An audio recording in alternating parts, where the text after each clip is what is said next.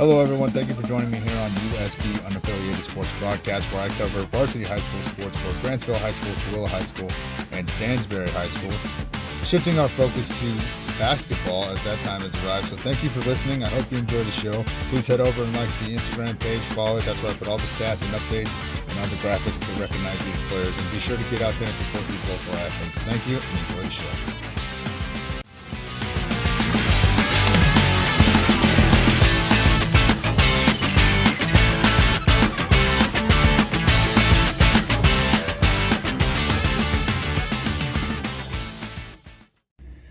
Hey, what's going on, everybody? Thank you for joining me here on USB Unaffiliated Sports Broadcast. Hey, this is the game day episode. We will get into the game day. We've got several games to cover today, but I got to get into the recap of last night's game, and then we'll transition into that. So, last night, the Cowboys hosted the Morgan Trojans for the second meeting of the season for these two. Now, energy was high at the start for sure. Both schools had crowd support. Morgan did a very good job traveling out there to Grantsville. It was truly an electric atmosphere to start the game off with, seriously. But it would be short-lived, though, as Morgan would start the game out on an 11-0 run. And with Grantsville's Peyton Thornton finally breaking the seal for the Cowboys and scoring the first points for them. In fact, Thornton would have 8 of the 13 points for Grantsville at the end of the first quarter. So a very good performance from him last night, especially in the first quarter. The teams would go into half with Morgan up 46-25.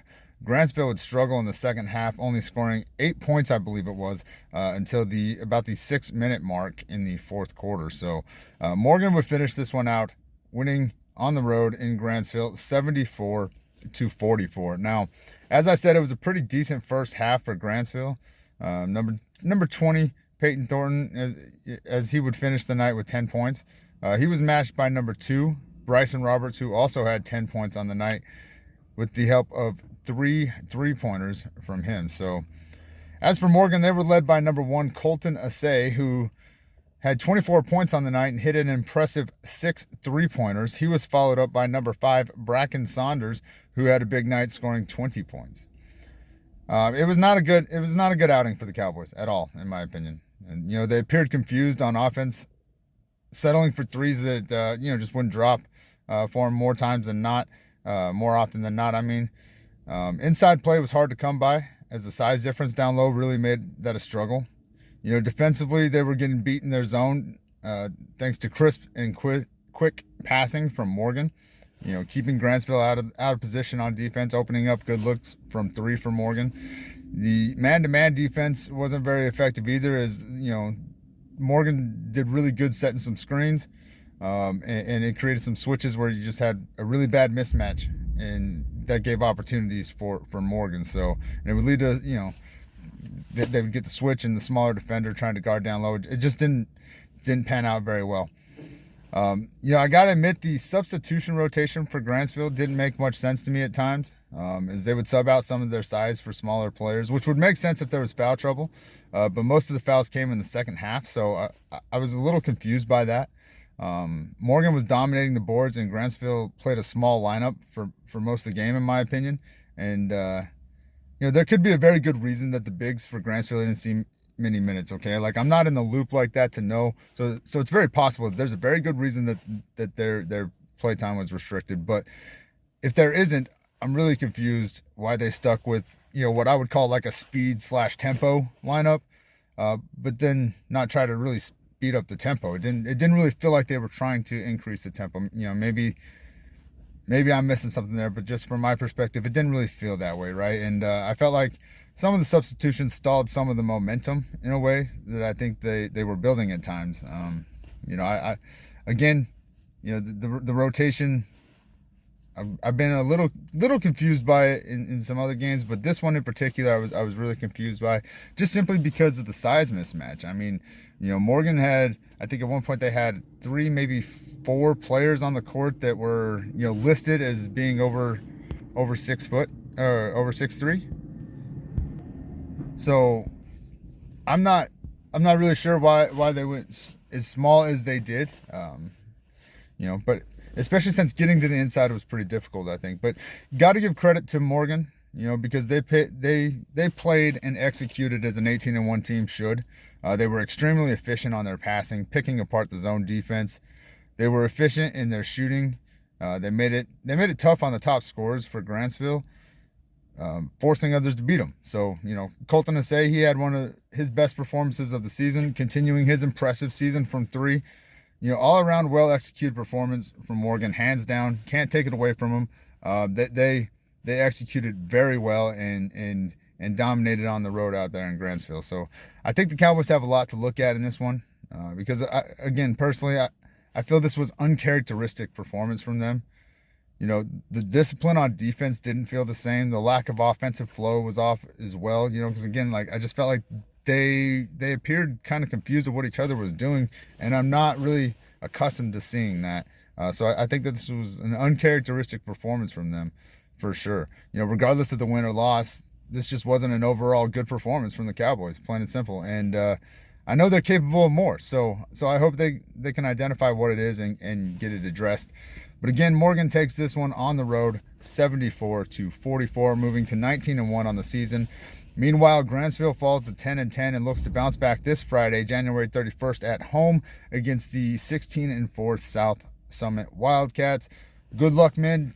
Dig back in. You guys are better than what you showcased last night for sure. And I know you can do it, but you got to know you can do it. So just look at it, figure out what it was. Something was definitely off last night. I mean, again, credit to Morgan. They did what they were supposed to do. They played a very good game. But to add to it, I don't feel like Grantsville played to the top of their potential. So that's what I'm looking for them to try to address. Figure out what that was, guys, because you guys are better than that. So, yep, good luck, though. Good luck moving into your game tomorrow night, Friday. Today is Thursday, right? Yeah, it's Thursday. It's my Friday. That's right. All right. And now, so that wraps up the game. We only had the one game last night. So we're going to move into the game day section of the podcast here. First game we're going to cover, the 14-6 Tooele Lady Buffs, who are currently 8-1 in region, holding the number one spot in 4A Region 10. Head out on the road tonight to take on the 15-4 Cottonwood Lady Colts, who are 8-2 in region, sitting at number 2 in 4A Region 10. Now, Tooele took the first meeting between these two by a single point in a very close 47-48 game, and look to take the 2-game win with a repeat tonight. Now, team comparison, points per game, Tooele sitting at about 48 points per game. Meanwhile, Cottonwood sitting at about 52 points per game. Rebounds per game, Tooele's got 30, Cottonwood sitting at 33. Steals per game, Tooele High School has 14, Cottonwood High School has 11. Turnovers per game, Tooele has 19, averages 19 turnovers per game, Cottonwood 18 per game. Now, field goal percentage, Tooele is sitting at 33% on the season. Meanwhile, Cottonwood is sitting at 39%. From 3-point, Tooele's got 23%. Cottonwood sitting at 28%. Free throw percentage, Tooele 54%. Cottonwood is 65%. So pretty comparable teams in those regards. I think you can clearly see why this was a close matchup the last time that they played. Right, so your leading scorers are for Tooele, you got number 5, Kennedy Searle. She has 290 points, 290, 14.5 points per game is her average. For Cottonwood, you got number 24, Taylor Workman. She's got 245 points on the season, averaging 12.89 points per game. Now, your leading rebounders, you got for Tooele, it's number 5, Kennedy Searle. She has 161 rebounds, 31 offensive, 131 defensive, For Cottonwood, you've got number 23, Avea Vanderbeek. She's got 121 rebounds.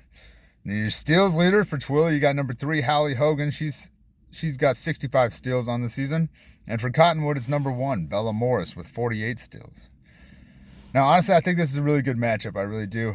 Like I said, the ladies won the first matchup by 1 point. This game has potential to be very close again, I think. I honestly think this one could go either way, to be fair. But I do feel Tooele needs to win this one a little bit just to keep themselves moving in the right direction. Keys for success, Tooele has hit 109 threes on the season compared to the 79 from Cottonwood. I think this is an area they will look to continue to emphasize. I really do. So just hopefully not at the expense of digging themselves into a hole as we've kind of seen in the past. Kennedy Searle is coming off a big game in their last outing, and she's crucial to the success of this team, I think. I think she's going to need to have a similar game tonight. If Hallie Hogan can break back into the double digits on scoring in this one, that would help out tremendously as well. Macy Gustin and Berkeley McClaws have played well in the last couple of games, especially on the defensive side of the ball. If they can continue to contribute the way they have been, I think this could be an overall fantastic game for the ladies. I really do. But again, I think it has potential to be close.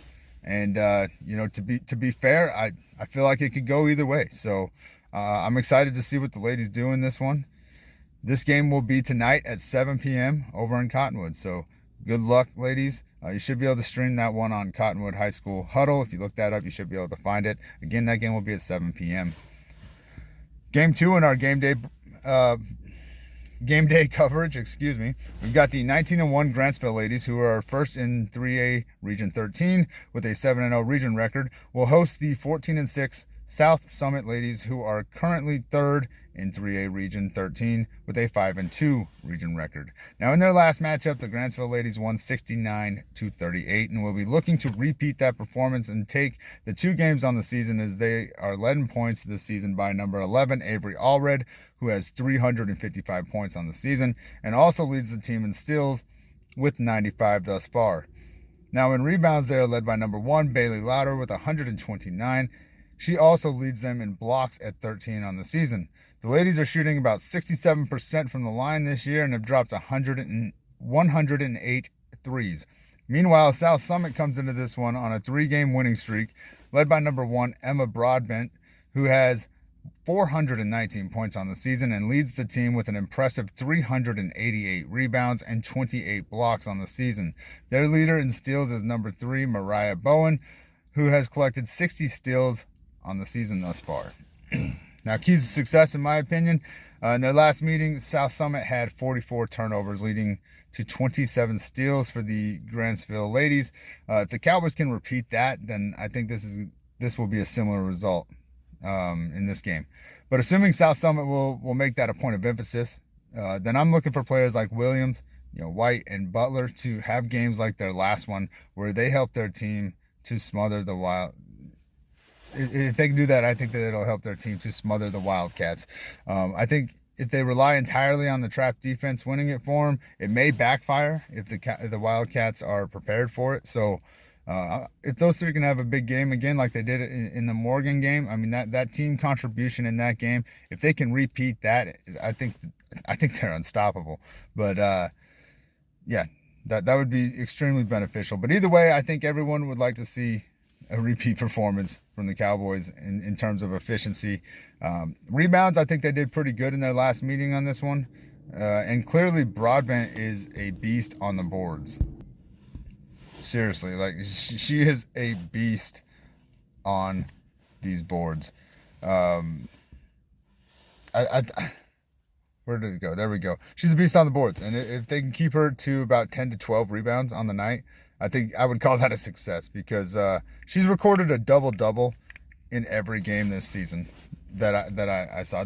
They had the Ogden game up there and it said she got 0 rebounds, but I think that might not have just been added just yet, because again, she's scored a double-double in every game this season. So if you can keep her down to 10 to 12 rebounds, a good night for others. If you can keep her to a low night for her, I think you're in a good spot. So looking forward to this one, as it should be a good matchup for the ladies. This game will be tonight in Grantsville at 7 p.m. I'm going to do my best to be there. We'll see how it goes. But if I'm not there, I'll definitely be watching from home. Good luck, ladies. Good luck.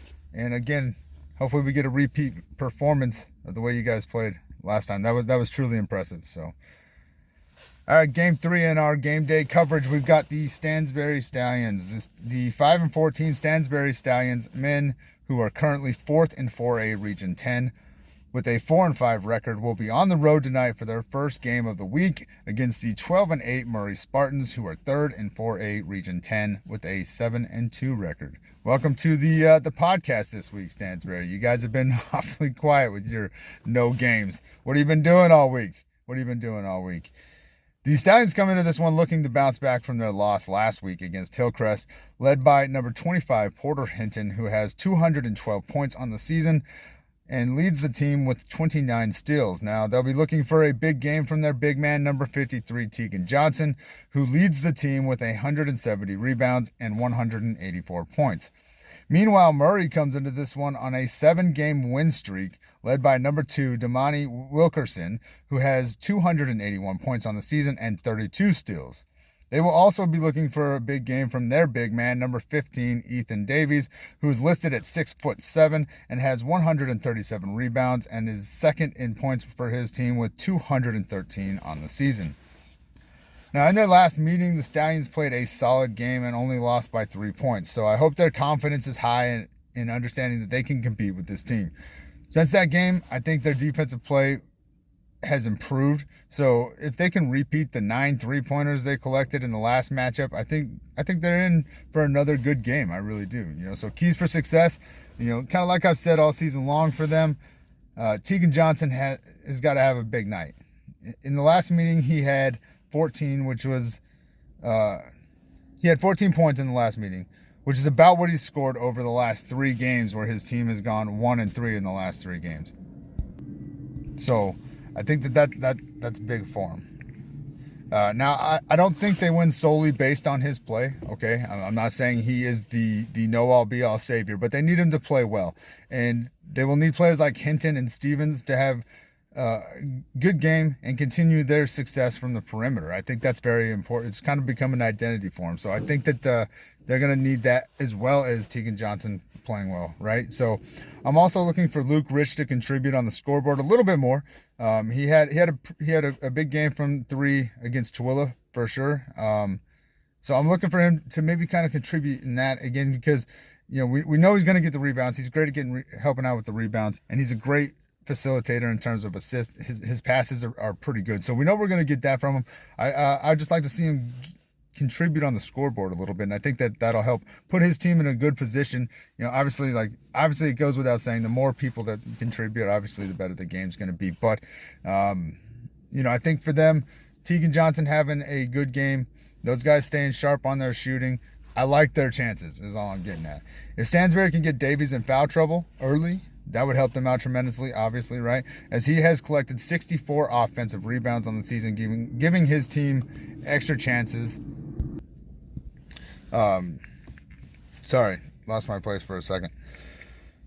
Giving his team extra chances with his 64 offensive rebounds, but he also leads the team in fouls, okay? So if Stansbury can draw some of those, I think it would be helpful. Honestly, I think Toby Johnson could help out there, as he's good at getting rebounds and then getting contact on the putbacks. He doesn't always make the putbacks, but he's good at getting that contact and getting himself to the line, where he's shooting 75% from the line on the season. So that might be a point of emphasis that he can maybe help out with a little bit there.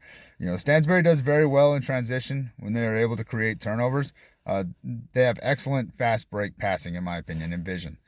So if their defensive pressure can lead to bad passes from the Spartans, I think the Stallions could really capitalize in that. And to go back to Tegan Johnson again, needing to play well, he will need to be efficient from the line, I think. Where is it at? I lost my stat that I wrote down. He's going to need to be efficient from the line. He leads the team in attempts. Free throw attempts. There we go. Sorry, that's the stat I was looking for. He leads the team in free throw attempts with 74 on the season, only hitting 34 though, shooting about 46% from the line. So if he can get that up to about 60%, I think that's an added increase that'll really, really benefit his team.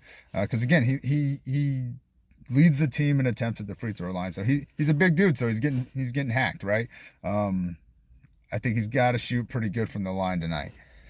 Again, tonight at 7 p.m. in Murray, these Stallions take on the Spartans. Good luck, men. I'm really thinking that's going to be a good game. Like I said, they only lost by 3 in their first meeting, and I definitely feel like they can compete and go out there and make this a game.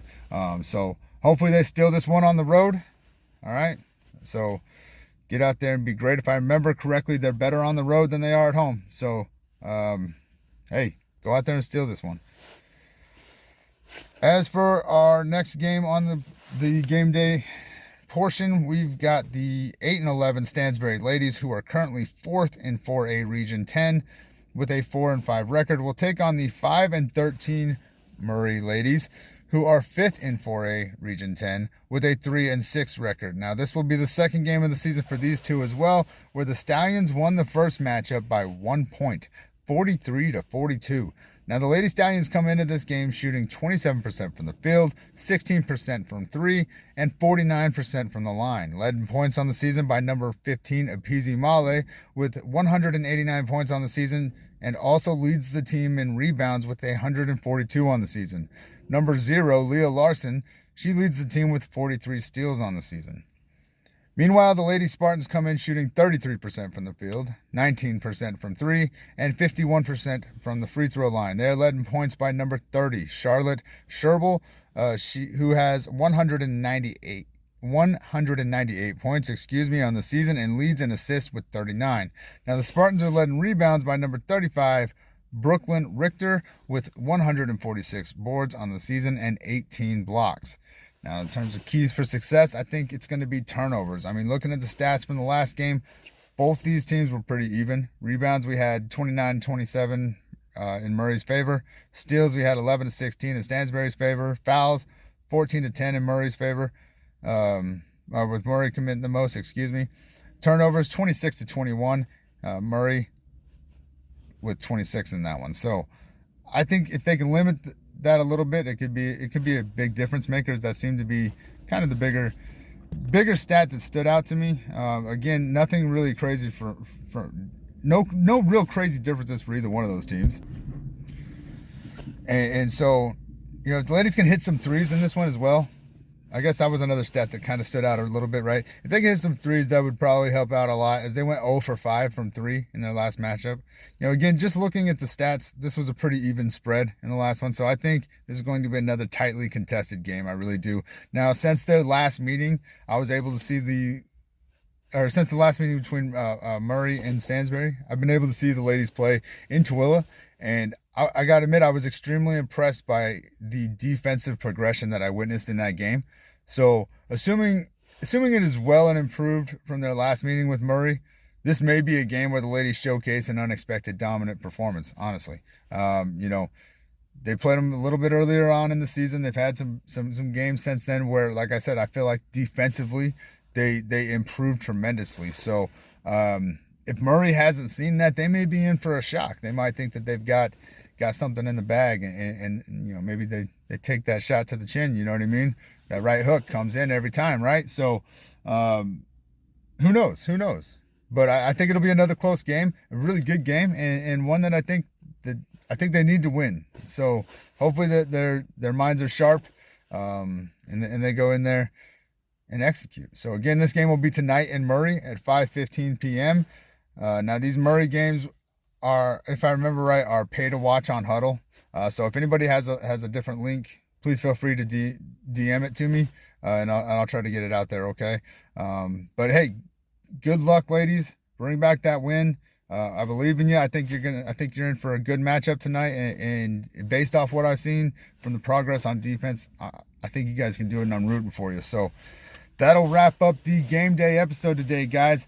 Hope everybody's doing it. If you're in Tooele County and you're local, I'm not interested to travel. The only game we got that's local tonight is the Grantsville game. So no excuses. Get out there and check it out. If you're at home, you should be able to find these games on Huddle. Like I said, I think the Murray games are pay to watch. I'm not opposed to paying, but when I'm trying to watch 3 different teams, I'm not paying. So it is what it is. But either way, support these men, support these ladies. We got good games tonight. I think the Grantsville one's going to be a good one. It might be a blowout. Just because I want to bank on the fact that teams improve after they play each other. But hey, sometimes they don't. Sometimes they don't. They just get a little worse, and you're kind of just left scratching your head, right? So it could be a blowout, or it could be a really good game. South Summit's doing really good on the season, so I'm sure it's going to be a good environment. You guys should definitely get out there and check it out. If you're traveling with the Stansbury or the Tooele team, hey, safe travels, guys. Please take care of yourselves. Weather can change anytime. It looks pretty good right now. It's pretty clear skies, but you never know. So safe travels. People are crazy on the roads. Good luck, everybody. Good luck. As always, guys, thank you for listening. Thank you for being a part of this. Thank you for allowing me to be a part of your greatness. Please take care of yourselves. Please take care of each other. And until next time, guys, I will see you at the games. Thank you for listening to USB Unaffiliated Sports Broadcast. I hope you enjoyed the show. Be sure to get over there to Instagram and share this stuff. We also have a Facebook page if you're interested in that side of it. But get out there and share this stuff to support these local athletes. That's what it's all about. So thank you. I hope you enjoyed the show. The podcast is available on Spreaker, Spotify, Amazon Music, YouTube, iHeartRadio, and probably places I'm not even aware of. So be sure to get out there, like, follow, and share that stuff, and I hope you enjoyed it. Thank you.